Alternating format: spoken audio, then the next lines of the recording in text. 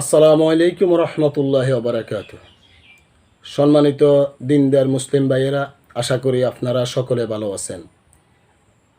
আমার এই আলোচনা আপনারা হয়তোবা অনেকে শুনবেন। আল্লাহ সুবহানাহু ওয়া তাআলা আমাকে ওইসব কথাগুলা বলার এবং শোনা এবং মানার তৌফিক দান করুন, যেই কথাগুলা শুনলে মানলে আমাদের উপকার হয়, লাভ হয়, আমরা ইমানকে রক্ষা করতে পারি, আমলকে রক্ষা করতে পারি। সেই কথাগুলা বলার এবং শোনার তৌফিক দান করুন, আমিন। সম্মানিত দেশবাসী, আজকে আমি একটি বিষয় নিয়ে কথা বলবো, সেটি হলো বিদাত। আমাদের দেশে আমরা অনেকেই আমল করি, কিন্তু আমাদের আমলে বিদাত হচ্ছে, ভুল হচ্ছে, সুন্নাহ বিরোধী হচ্ছে, এটা আমরা জানি না, বুঝি না। অথবা কেউ যদি বলে যে আপনার এই আমলটা বিদাত, এটা ভুল, তাও আমরা বুঝার চেষ্টা করি না, বুঝি না। আমরা উল্টা ওই ব্যক্তির সাথে তর্কাতর্কিতে লিপ্ত হয়ে যাই, তাকে অপমানিত করি, লাঞ্ছিত করি। সম্মানিত ভাইয়েরা, ইবাদাত কবুলের শর্ত হলো দুইটি। ইবাদাত কবুলের নাম্বার 1 শর্ত হলো দুইটি। অনেকে 5টি বলেছে, অনেকে 3টি বলেছেন। 3টা ধরা যায়, 3টি ধরা যায়। সেটি হলো, যেই ব্যক্তি ইবাদাত করবে সে নাম্বার 1 ইমানদার হতে হবে, তার ইমান শিরক মুক্ত হতে হবে, কুফরি মুক্ত হতে হবে, তার খাঁটি ইমান থাকতে হবে। তাহলে তার ইবাদত আল্লাহ সুবহানাহু ওয়া তাআলা কবুল করবেন। আর যদি ইমানের সাথে কুফরি থাকে, শিরক থাকে, তাহলে আল্লাহ সুবহানাহু ওয়া তাআলা ওই লোকের তো ইমানও শেষ, আমল তো নেই। কারণ ইমান থাকলে না আমল হবে। তো সর্বপ্রথম আমাদের ইমানের প্রয়োজন, ইমান লাগবে। যদি ইবাদত আল্লাহর দরবারে কবুল হোক এটা চান, তাহলে আমাদের ইমানকে খাঁটি করতে হবে। দ্বিতীয় যে নাম্বারটি, সেটা হলো আপনি যে ইবাদত করেন, যেই কাজ করেন, কৃষিকাজ করেন, ব্যবসা বাণিজ্য করেন, মুআমালাত, মহাসারা, স্ত্রী সন্তানের সাথে উত্তম আচরণ অথবা খারাপ আচরণ, পাড়া প্রতিবেশীর সাথে ভালো আচরণ অথবা খারাপ আচরণ, আপনার ব্যবসা বাণিজ্য, সালাত, সালাম, সিয়াম, হাজ, জাকাত, কোরবানি, যত ধরনের ইবাদত আছে সব ইবাদত করতে হবে। যদি আপনি ইবাদত মনে করেন যে আমি এই কাজটা করতেছি, এটা একটা ইবাদত, যদি ইবাদত মনে করেন, তাহলে ইবাদত হবে একমাত্র আল্লাহ সুবহানাহু ওয়া তাআলার জন্য, লিল্লাহি রাব্বিল আলামিন। একমাত্র আল্লাহর জন্য আপনার ইবাদতকে কোরবানি করতে হবে। ইবাদত হবে একমাত্র আল্লাহর জন্য। আমাদের দেশের অনেক মানুষ বলে যে আমি ফরজ পড়েছি, এটা তো আল্লাহর জন্য পড়েছি, আর সুন্নাহ হলো নবীর জন্য, সাল্লাল্লাহু আলাইহি সাল্লাম।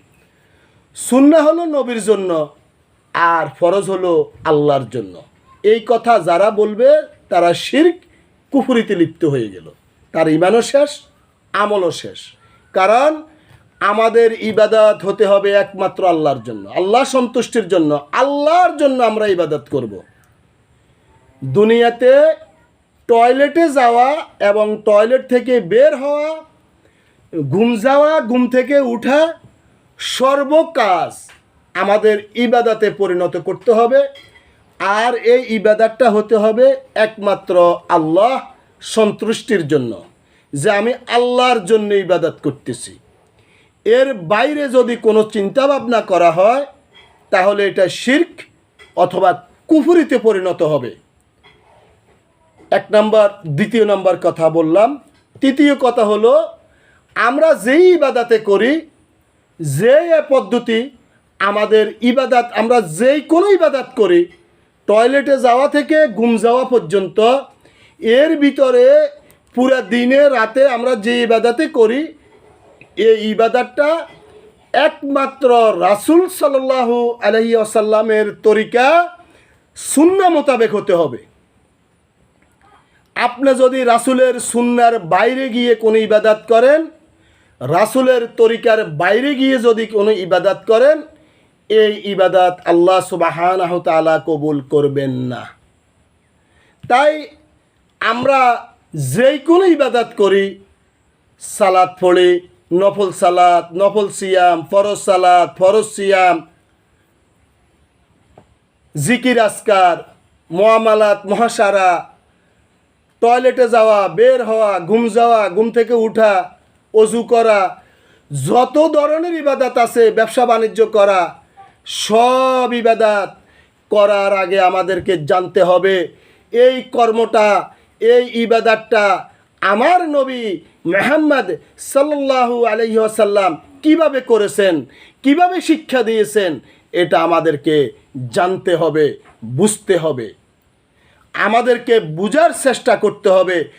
যদি কেউ চায় যে আমার ইবাদত আল্লাহ কবুল করো, আর যদি আমি আল্লাহর রাসূলের দেখানো পথ ব্যতীত, আল্লাহর রাসূলের পথ দেখানো ব্যতীত অন্য পথে যদি ইবাদত করি, তাহলে এটা হবে বিদাত অথবা ভুল অথবা খেলাফে সুন্নাহ। আর বিদাত যদি হয়ে যায়, তাহলে আল্লাহর রাসূল সাল্লাল্লাহু আলাইহি ওয়াসাল্লাম বলেছেন বিদাতির আমল আল্লাহ কবুল করবেন না, বেদাতির কোনো দোয়া আল্লাহ কবুল করবেন না, বেদাতির ইস্তেগফার আল্লাহ কবুল করবেন না, যতক্ষণ পর্যন্ত ওই বেদাতি তার বেদাত না ছাড়বে।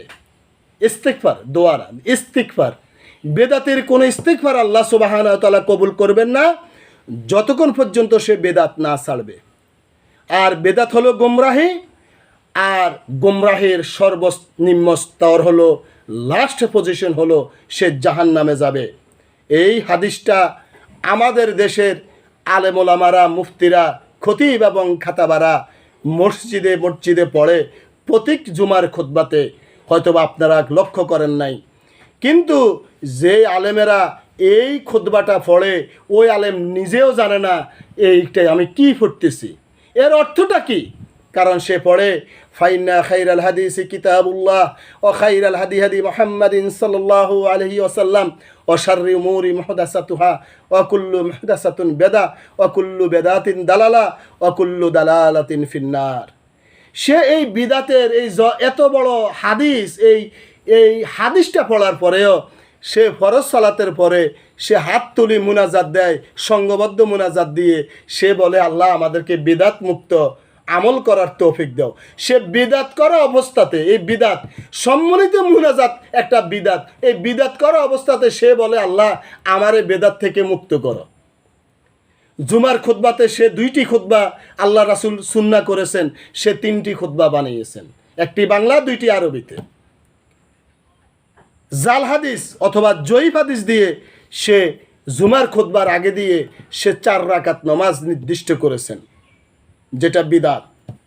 নির্দিষ্ট করেছেন 4 রাকাত নামাজ, যে আপনারা 4 রাকাত নামাজ পড়ে নেন, কিন্তু আগে মুসল্লিদেরকে মসজিদে বসার সুযোগ দেয়। আর আল্লাহ রাসূল সাল্লাল্লাহু আলাইহি সাল্লাম বলেছেন তোমরা যখনই মসজিদে ঢুকবে, যদি বসার ইচ্ছা করো তাহলে 2 রাকাত সালাত আদায় করো, সালাত আদায় করা ছাড়া মসজিদে বসবে না।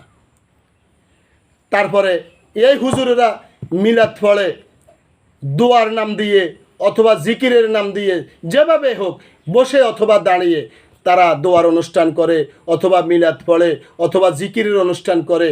এইগুলা সংঘবদ্ধভাবে ইল্লাল্লাহ ইল্লাল্লাহ জিকির করে, আল্লাহ আল্লাহ জিকির করে। তারপরে দলবদ্ধভাবে কবর জিয়ারত করে, টাকার বিনিময়ে মরা মানুষের 40 খায় অথবা 3 দিনা খায়। মরা মানুষ মরে গেলে তার খাওয়া দাওয়ার জন্য উঠে পড়ে লাগে। কবর জিয়ারতের পরে হাত তুলি মুনাজাত দেয়। তারপরে আপনার শবে বরাত পালন করে, শবে মেরাজ পালন করে, লাইলাতুল কদরের একটি রাত্রে মসজিদে দলবদ্ধভাবে জিকির আজকার করে। এতগুলা বিদাত তারা করে, আর তারা প্রতি জুমাতে বলে ফাইন্না খাইরাল হাদিসি কিতাবুল্লাহ ও খাইরাল হাদি মুহাম্মাদিন সাল্লাল্লাহু আলাইহি সাল্লাম। এই হাদিসটা প্রত্যেক জুমার খুতবাতে পড়ে, কিন্তু আমার মনে হয় এই হুজুরগুলো, এই মুফতিগুলো এই হাদিসের অর্থই জানে না। অথবা বিদাত কি, বেদাতের সংজ্ঞা কি, এরা এটাই জানে না। তাই জাতির কাছে করজোর অনুরোধ করি, আপনি যদি চান আপনার ইবাদত কবুল হোক, আপনার ইবাদত আল্লাহ কবুল করুক, তাহলে আমাদের 3টি কাজ করতে হবে। নাম্বার 1, ইমানদার হতে হবে। দ্বিতীয়, সকল ইবাদত আল্লাহ সন্তুষ্টির জন্য হতে হবে।